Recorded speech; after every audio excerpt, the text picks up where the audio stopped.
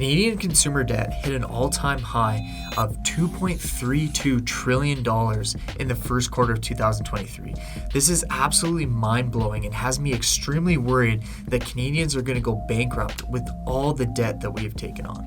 And battered from inflation and higher interest rates, a record number of Canadians have recently reported that they're not able to pay their bills. And with all the debt that Canada now currently has, does this mean that the country has the potential to go bankrupt along with its people? For someone that is extremely worried about what's going on with the current economy here in Canada, you're going to want to subscribe to my channel because I'll keep you up to date with exactly what's going on, providing you useful information so you can plan for the future and set yourself up for success. Now let's dive into some of the statistics of how much debt Canadians have in our country. Canadian household debt is 7% higher than the country's entire GDP. And if we reflect on the past, in 2010, Canada's debt was 5% lower than its GDP.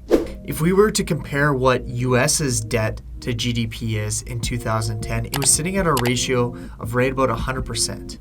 And now to current times, they're sitting around 75% debt to their GDP, seeing about a 25% decrease in the amount of debt that Americans had comparing to 2010. Furthermore, if we're going to compare other countries like the UK back in 2010 was sitting about a 96% of its GDP was debt, where they sit currently, they're around 86% of GDP to debt.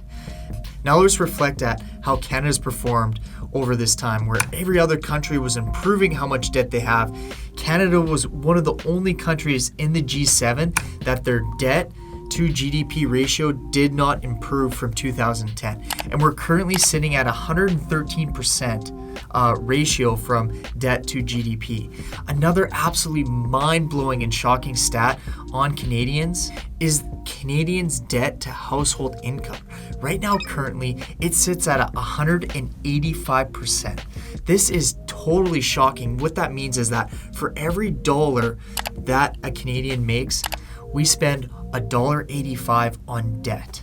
But why is that? Every other country seems to be improving, but Canada continues to lag behind and is even getting worse when these stats are continuing to improve in other countries. Main reason why this starts off when we have such a big disparity in the gap between gross income and the amount of debt that Canadians have is because of real estate prices. How much we extend our total debt ratio and our total borrowing power in order to afford these astronomically high real estate prices. Canadians typically have about a 44% total debt service ratio that they use when they're borrowing credit. That's in terms of mortgages, car payments, anything else that they do on credit. You can have 44% of your gross income.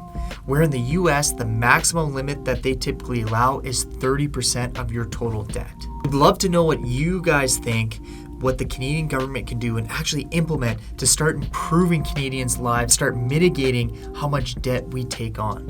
Drop in the comments below what your opinion is and what you think the Canadian government should do. And personally, I think this goes to show the lack of knowledge and expertise that Justin Trudeau and the Liberal government has implemented, as we've had an affordability crisis for years in Canada. And the only thing that they've recently implemented in order to help with the affordability in Canada is a foreign buyer ban for 2 years. This foreign buyer ban is literally going to have zero effect on the affordability crisis we have here in Canada. I personally believe that this solely comes down to lack of supply and demand. We have so much immigration coming to this country, and the Canadian government is doing nothing in terms of trying to stimulate more affordable housing and trying to help these developers and home builders build more inventory that's actually going to bring prices down, because with the amount of building that's going on, we're just going to see prices continue to go straight to the moon, and no one in Canada is going to be able to afford a home.